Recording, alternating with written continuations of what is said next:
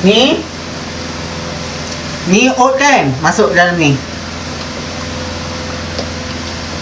This is my dinner. Ni, lepas tu Saja akan gunakan benda ni. Sekejap ni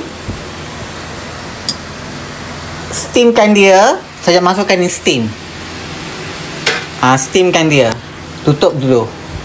Biarkan dia steamkan dulu selama berapa minit. Biarkanlah. Lepas tu Saja akan buat air bali. Itu je makanan Saja. Makanan Saja ni memang bosan. Tapi jimat lah. Makanan Saja memang bosan tapi jimat.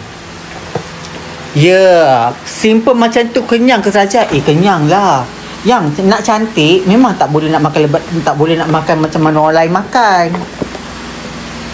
Kalau macam tu mudahlah hidup. Tak boleh macam tu. Kita kalau nak makan kena makan yang biasa-biasa je. Kalau tak mudahlah hidup. Tengok